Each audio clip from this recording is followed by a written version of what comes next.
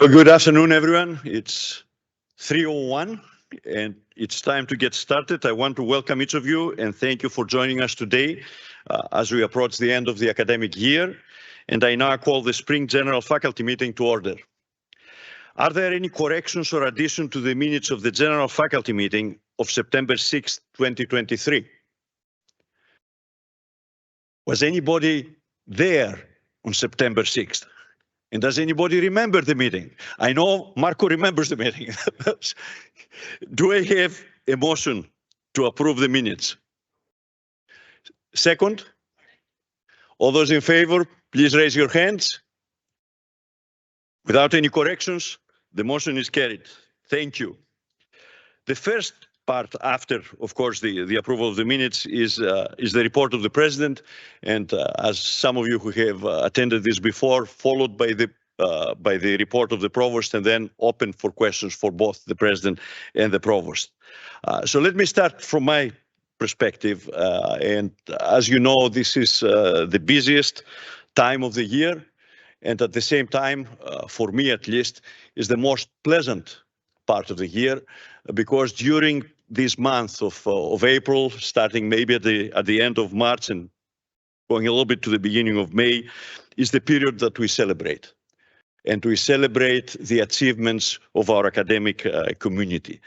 Started at the end of March with the faculty awards that we announced and celebrated the success of the faculty members. We're going to finish on May 14th when we will recognize the staff and have the staff awards, and actually we'll have a much more complicated process there. We'll have a party on Green Street to recognize the importance of our staff members here at the university. And in between the faculty and the staff, we celebrate our students. We started with the National Fellowship Awards. We had, for the first time in quite some time, we had a Truman Scholar from USC, and for 30 plus consecutive years, we celebrated again Coldwater Scholars. We had 3 of them this year, and remind everybody that we can only submit 4 applications from the university. So we continue to do well, and it's great to celebrate these fellowships for our students. We celebrated the university honors and awards at the Horseshoe. Every department and every college was represented there. It was great again to see our students being recognized. We celebrated the work of our students in terms of research. The Discover USC showcase that we had last Friday was very well attended and was an opportunity to highlight and recognize the best undergraduate students for their research. And of course, we will culminate this period with the best award that we can offer, and these are the degrees that they will receive in the next few days. For me, starting across the system and going to the system campuses, and of course the end is here in Colombia, including, by the way, a unique ceremony for the ROTC Joint Commissioning. If you haven't attended this at the Horseshoe, it's a beautiful ceremony as well for our ROTC students getting their commissions, and the 6 ceremonies that we have for commencement on Friday and Saturday of next week.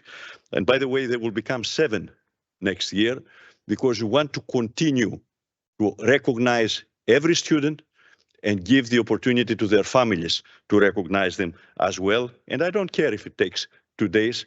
It's a great party. I hope that some of you will come to the commencements. You know, the students know you more than they know anybody else. They don't know the administrators. They know the faculty members. And they want to see you there at their party with their families. So if you have the opportunity to, and you have the time to go to one of these ceremonies, please do this. This year also, we had a unique moment in our university last Friday, a unique moment that changed the history of USC, as we celebrated again the courage of 3 students. Robert Anderson, Henri Monteith, and James Solomon were the 3 students, 1 freshman, 1 transfer, and 1 graduate student, that changed the history of this university and open up the paths for many others to follow. If you have not seen the monument in front of the McKissick, you will have plenty of time to see it because it will be there forever. And it's unique monument, a unique monument, because the only other one that exists on the Horseshoe is the Maxim Monument. First president and the only president that the university decided. After that, they figured out, okay, the presidents are not needed here. But when you see this monument there from 200 years ago, and then you see the monument of the three students 60 years from now, it makes a statement about the history of this university. And we also celebrated this year world-class talent. And by this, I refer to the women's basketball team. And we also, for me, it was important to highlight some of their values. Hard work, team spirit, and the family type of environment that they were created. And we recognize them exactly for these principles that they had. So with all of these celebrations, we're also closing, I'm sorry, we're not cleaning the academic year, we're closing the academic year with great momentum for the university. We once again had a record number of applications. For the first time of our history, we exceeded 50,000 applications for the freshman class. And if you ask me what is going to be the size of the freshman class in September, I can tell you that at this point it's difficult to predict because it has been a very difficult year for admissions with all the challenges that they faced by the FAFSA changes. If you haven't read about them in the press, you can actually Google and see what's happening. And the delays that they have been created by the Department of Education and their response. We still have not told the vast majority of our students what their financial aid is going to be. And we are only 10 days away from the decision making. So it's very difficult to project, but I anticipate that within a plus or minus 2 to 3% error, we will be similar to where we were last year, because that's the capacity that we have. And again, I keep some uncertainty, and what I hear for admissions is plus or minus 2 to 3%, because it's a very difficult year to predict. Having said that, the number of applications is strong momentum and shows the interest of the students and their families and their actually commitment to the University of South Carolina. We're closing a year with an anticipated record number in terms of research and research funding. We're not ready to announce the numbers. We will close them at the end of June, but we know that we're going to have a record year. It's also a year in research where when we launched the 5 university institutes, it's this year that we established the Rural Brain Health Network, which is healthcare delivery and research as well. And it's a year also that together with the Commerce Department of the state, we received a regional innovation hub for Columbia and from Greenville, which is a significant step forward for the state, indicating the interest of the state and the priority to focus on R&D and not only manufacturing, which basically means higher paid jobs, need for more advanced degrees, and all of this are part of what happened in the application that we put together this year. We're closing the year, and we will close the year with a very strong fundraising record this year. We are, by the estimates that we have, and again, we'll announce numbers when we finalize the numbers at the end of June, this is probably the best year that we have seen in 5, 6, 7 years now. And this was the year in which we named the Joe Rice School of Law. This is the first naming of a college that we made for 20 years now. We're also closing a year through which we introduced interdisciplinary certificates, and I want to thank the Senate for the effort that they put into this. And it's the year they introduced incentives for internships, and it's the year through which we changed the advising model. and centralize it. And the idea there is to promote the degree to career approach and give an idea to the students what we are doing after the first year. Because they are very excited about the first year experience. They come here because the first year experience that we invented 50 years ago. And they're asking, what about the second year experience, the third year experience, or the fourth year experience? That's what we are trying to create right now, and we will continue in this area. While you will be away over the summer, or at least the majority of the faculty will be away, we'll be working on the next steps of the science campus on Bull Street, medical school there. We are working on a new master plan to address renovation and replacement of facilities that we have and we need. And we need first to put the plan together before we start talking about how much money is it going to cost and so on, and take a look at it carefully.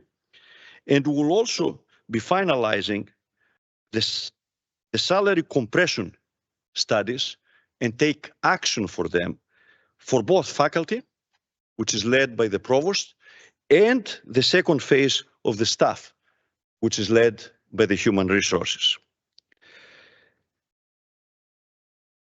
None of these efforts and none of the momentum that we had and we are building would be possible without the dedication, without the professionalism, and without the support of our faculty members.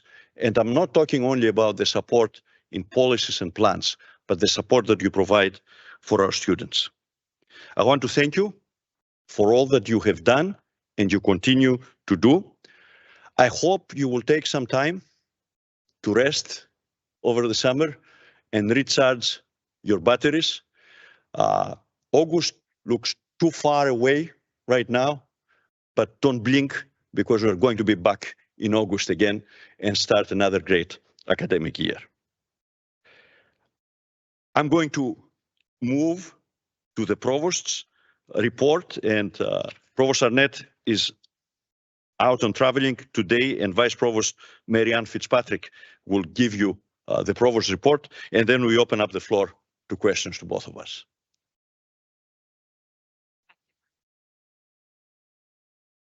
Good afternoon. Thank you for joining us today at what I know is one of the busiest times of the semester. As the president mentioned, Provost Arnett is in Washington, D.C. She's consulting on how we can advance our research priorities through strategic faculty hiring initiatives.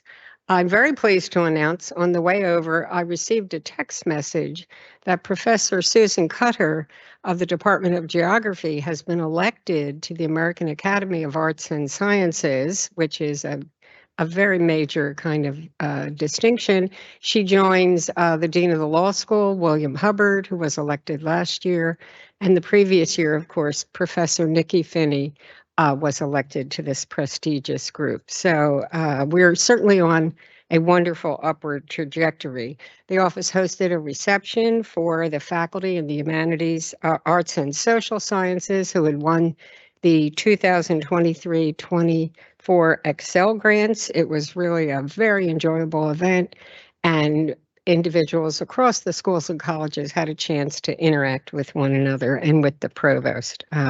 As we approach spring commencement, I want to convey our gratitude and the president's gratitude for the work that you've done as educators. The president will award over 8,000 degrees this spring, and commencement is one of our finest events. Please, if you haven't as yet, go to the provost's website and you can RSVP for one of the commencements. You have many choices, actually. It's been a busy year. We've hired a new director for the forthcoming First Generation Center and the Living Learning community. Mentoring relationships between faculty and students is extraordinarily important, most especially for students who come here without a deep family understanding or background about university life and university perspectives. You can find more about this also on our website. President mentioned the four-year advising model. we now have established this in every school and college. And I personally would like to say, not only does it help students, but I think it's really going to create a very strong relationship between the academic departments and the advising centers. As you know, there's a core of people taking care of your students, and I think it's really a very positive from the very beginning, from that freshman year on. As you know, we've been bragging about this. Our freshman to sophomore retention rate is 91%, the first time in our history, and this bodes very, very well for the quality of the work you're doing and how we're moving forward. We have transitioned. We are transitioning to Blackboard Ultra Course View. If you haven't already had a chance to take a training session, there are multiple sessions available throughout the whole summer for faculty and graduate students through CTE and also through our information technology group. We've opened a new mid-career faculty advancement program led by Dr. Toby Jenkins. It's a program for 20 individuals who will be appointed as Garnet and Black professors and will have a year-long seminar program in a cohort type situation, in a cohort program. We're going to work, as we keep saying, with chairs and directors and HR to make sure our new faculty, and we hire, give or take, about 200 new faculty a year at the university, to make sure they can be onboarded as quickly as possible and as efficiently as possible this summer, so that they'll be ready to face the students on Tuesday of that first week of classes. We're redesigning, obviously, our new faculty academy and orientation programs. These are just a few things of what we've been doing this year. And as your schedule permits, your circumstances allow, I do hope you will have a chance to relax and recharge over this summer. And thank you very much for attending today. Thank you.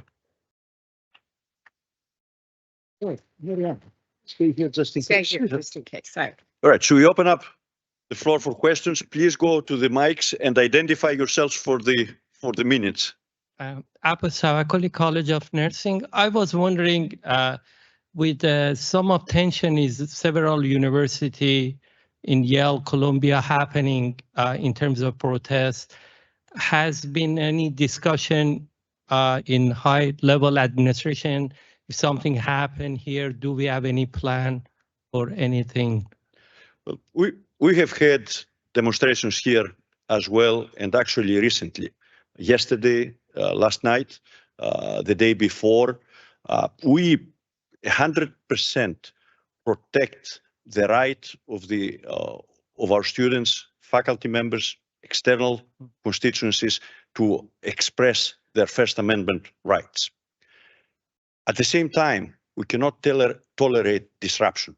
If it becomes a disruption of an event or a disruption of our operations, then there is a protocol that we let them know that this is the case.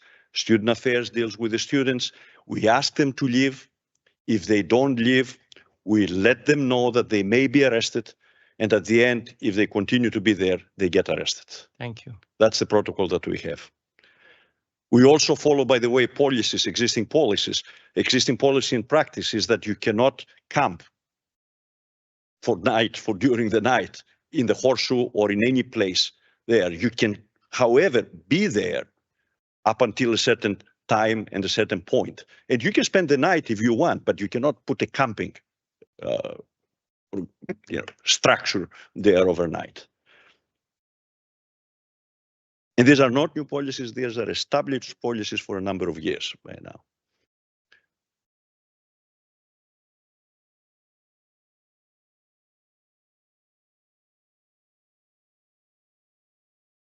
Hey, I'm Mickey Myrick from Chemistry. I just wanted to get some clarification on numbers that that Marianne gave us.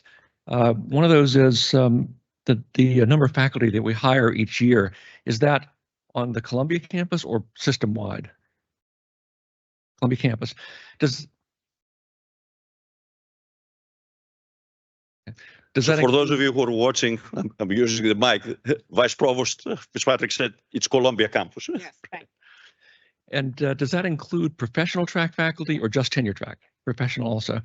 Do you have an accounting of how many tenure track and professional track faculty there are on campus?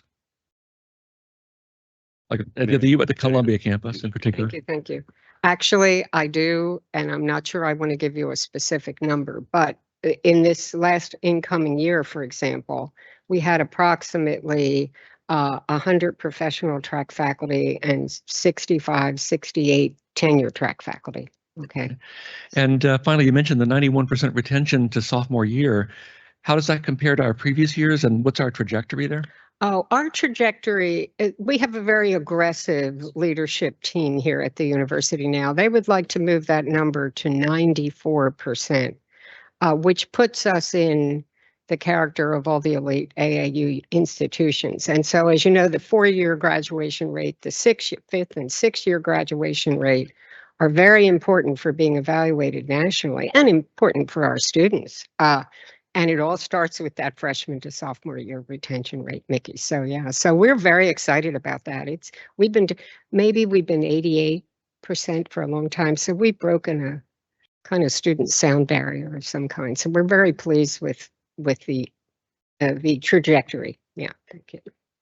And from my perspective, if I add on this, and Marianne talked about how this affects the reputation of the school and the numbers of the school, from my perspective, it affects the students. I want to make sure that we do everything that we can and give them the opportunity to get a degree from here, making sure that they get all the services that they need. And this is what is helping also having higher retention rates and progression rates. You know, the private universities always had an idea, if we accepted you, you can make it, okay? And they went out of their way to really facilitate students, being successful, helping them with courses. This was in the DNA of private universities for a very long time. And it's wonderful that we take that stance now, actually. Keep your standards, but really, what can we do to help students make that? Aaron Dicker, English. This is a follow-up question on the same topic. It's great that we have 91% retention from year 1 to 2. Could you provide any statistics on the retention between 2 to 3 and 3 to 4? I don't have those available, let's say, but actually this is something we track very consistently. And of course, we're going to be watching that. We really are very excited about the Garnet and Black, retention operation that we pulled together. We're working with a number of the wonderful departments that really do the 1st and 2nd year courses to see what is a complete sense of wraparound, pre-testing and helping students with tutoring and other kinds of things. So we're really working on that. And I'm sure in the fall, you'll get a number from our provost actually. Track all of these numbers. Yeah. Yeah, we track them all. Hello and thank you, Michael Weisenberg, University Libraries. I wanted to ask about budget models, Model 2.0. The Huron group is here today. Some of us were in meetings with them today. And I wanted to know if you could just talk to the general faculty and express to us your hopes and visions for how this process is going to move forward, especially considering the fact that we now have unit level budget committees. How can we be a bit more transparent, equitable, and sustainable with our budget models and ensure faculty input and guidance in the process? Well, first of all, I'm not a scholar of budget models. I'm not, an expert in budget models. I view the budget model as a tool. And if the tool is working, great. If it's not working, either fix it or get rid of it if it's not fixable and put another tool into the box that you have. My understanding for this model, I was not here when this model was established.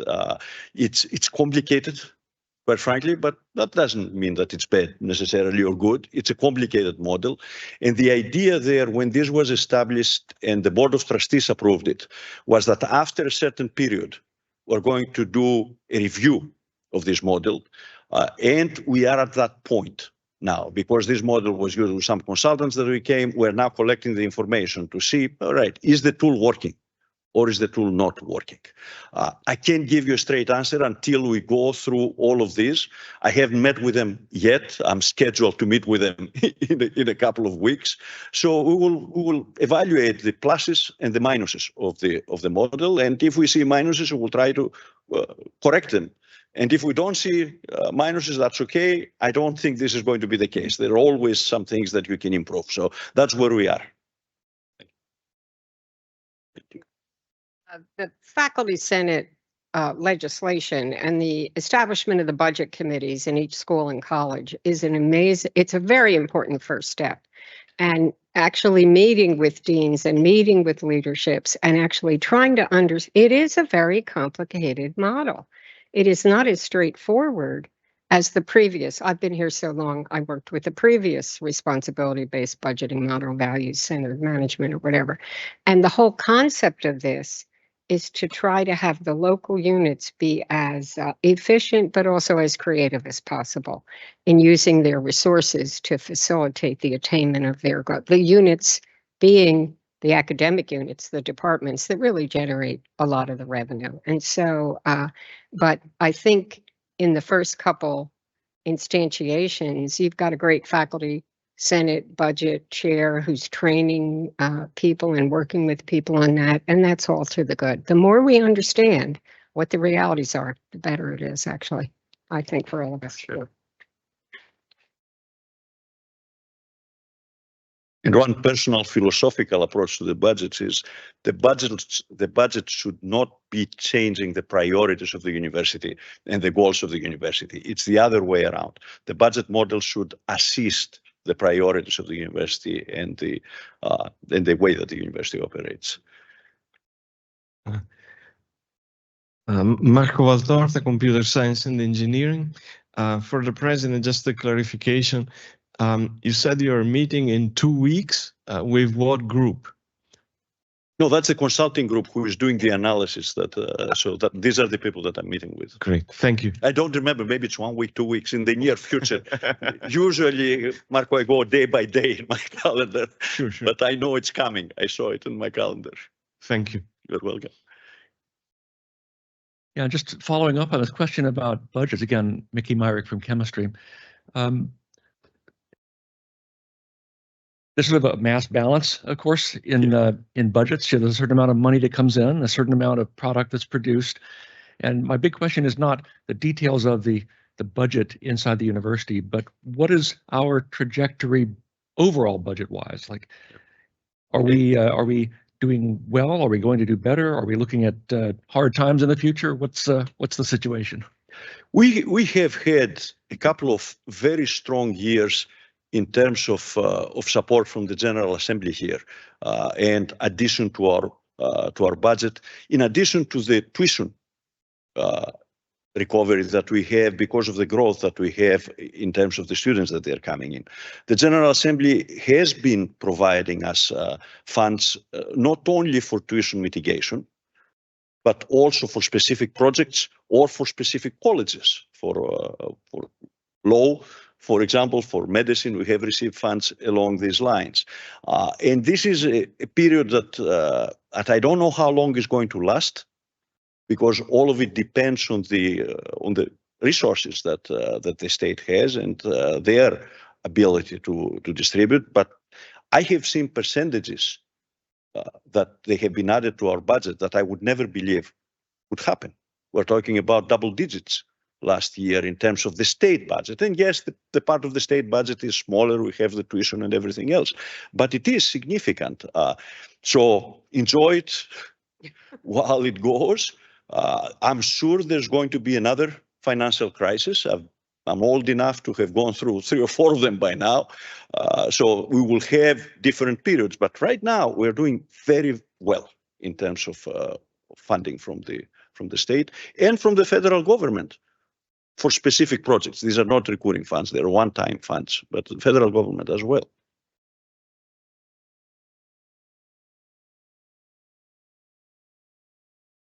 All right, seeing no more questions coming up, I would like to call now Professor Wayne Newton, who is the chair of the Faculty Senate, to give the Faculty Senate report. And I believe you have one item Two, actually. 2 items for approval. Yeah, I'll start with the legislation that the Faculty Senate passed that I bring to you on their behalf. There are actually 2 items. I know the original agenda only had 1 listed, but we caught a slightly smaller item from last fall, and that document is now on the Senate website under this meeting. And I have a copy of it here as well on the screen if we need to look at it. I'll start with the one that was posted on time last week, which is the most substantial. This is the creation of an expanded section on professional track faculty in the faculty manual. So this is a 12-page addition to the faculty manual, where before there was basically a paragraph about professional track faculty. It describes professional track faculty titles as well as their appointment and promotion procedures. We think, we being the Senate, think that the revisions will provide clear structure to professional track faculty policies and further bolster their status as members of the voting faculty of the university. And so on behalf of the Senate, I'd like to move that we ratify this change to the faculty manual. Right, and this does not need a second because it comes from the Senate. Any discussion? Any questions? All those in favor, please raise your hands. Opposed? It's unanimous. Right.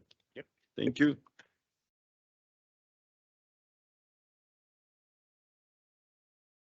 And I would like to put out a special thanks to the University Committee on Professional Track Faculty, as well as Faculty Advisory Committee, who worked quite extensively getting this through the Senate over a period of about 2 years, really, coming up on 2 years now. So thank you to those folks. The second item is, which was posted late, again, my apologies, is a slightly less substantial change. This is a modification to the membership and member selection process for the Graduate Council membership. And this revision modifies the composition of the Graduate Council to at least partially link it to graduate student enrollment for the units. It also charges the units to implement an election procedure for selecting council members. So the full text of that, again, much smaller change, is on the Senate website right now. But due to posting it late, maybe I'll briefly put it up now and give you, so this is a side-by-side, let me zoom in a bit on this. The side-by-side comparison of the current language on the left and the approved, Senate-approved language on the right for Graduate Council changes. So on behalf of the Senate, I would like to move that we accept, or excuse me, ratify this change to the faculty manual as well. And once again, since it's coming from the Senate, there's no second needed. Any discussion? All those in favor, please raise your hands. Opposed? Unanimous as well, right? Great, and I'll finish up with just a few comments. Back to the agenda here. So in addition to these faculty manual changes that we just approved, the Faculty Senate has made progress this academic year on several important issues. I'd just like to go through a few of those so you're all the faculty are aware. Last year, in April of 23, the faculty passed a resolution on academic freedom and freedom of expression, and part of that resolution asked the administration to consider a series of policy changes related to academic freedom and freedom of expression. I wanted to mention that we did receive an official response from the administration in the form of a presentation and also a Q&A with Interim Vice Provost for Faculty Affairs and Dean of the Faculty, Marianne Fitzpatrick, who is here today. And that occurred at the April 3rd Senate meeting just a few weeks ago. If you have questions about that, it is in our minutes for the April meeting, which hopefully will be posted soon. Perhaps are already posted. I'll have to check on that. But last year, we also, as was mentioned earlier, we changed the faculty manual to create unit budget committees. And of course, their purpose was to provide faculty input into the budget process. With the support of the Senate and the help of the USC chapter of the AAUP, who've been instrumental in kind of helping advise us on some of the best practices around budget committees, The faculty budget committee, which is a standing committee of the faculty, has overseen this process, and that's included providing guidance to units who are newly creating budget committees that do not formally have them, and also helping to facilitate training of faculty on this rather complicated budget model. And so the faculty budget committee will continue to do that work moving forward. This year also, the Senate worked closely with the provost to implement a plan for transitioning to Blackboard Ultra Course View, as was mentioned earlier. We did lobby and obtained an exemption mechanism for those faculty who felt like they needed a specific LMS that was not Blackboard related because of pedagogical reasons. I know there've been at least a few programs and faculty who've obtained that exemption, at least for now. We also worked with the provost to participate in a long-term LMS review committee, so Learning Management System Review Committee, that will hopefully come up with a long-term LMS solution for the university after our current, that would be implemented after our current Blackboard contract is complete. It could be continuing with Blackboard, or it could be another option depending on what that committee comes up with. Some of you may have responded to the survey that went out recently from that committee as far as your LMS needs that hopefully you got a chance to look at. So looking ahead to next fall, the Senate and our faculty standing committees will continue to carry out the work of the Senate, and that includes implementing the next phase of the Carolina Core review process, and that will be based on the report and recommendation of the Carolina Core Review and Revision Committee, which some of you may remember was created several years ago, or I guess about a year and a half ago, and who recently submitted in December their final report and recommendation. So that is currently with the Faculty Advisory Committee being looked at. We will also review the post-tenure review process in the faculty manual with the goal of assuring that this process is squarely integrated with faculty governance. And then finally, we'll be exploring ways in which faculty governance can be leveraged to advance research and scholarship across the campus. And with that, that is the report of the chair of the Faculty Senate. Are there any questions for me?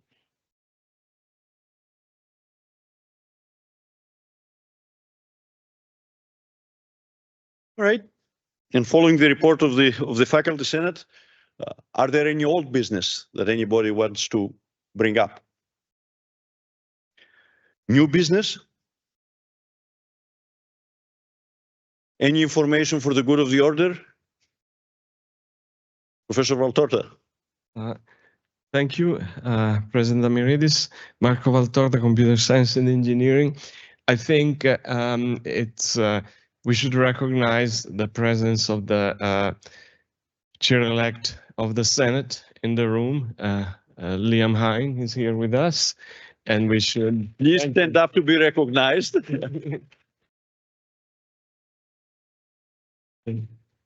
I personally am looking forward to a continuing tradition of strong chairs of the Senate. Wonderful. And Professor Valtorta, did you let him know what that means in terms of time that is needed, presence in the Board of Trustees meetings, etc., etc.? I think he will hear it best from you. But, now that he has been elected, it doesn't change. He had some hints, yes. Right, very good. Congratulations. Anything else for the good of the order? Before I ask for a motion to adjourn, just one reminder, please note on your calendars that the fall general faculty meeting is scheduled for Wednesday, September the 4th, 2024 at 3 p.m. I don't know where it's going to be, but we'll let you know about it. Is there a motion to adjourn? Second, thank you. Thank you. Enjoy the summer for those of you who are going to be away. Keep working for those of you who will be here, and we'll meet again in September. Thank you.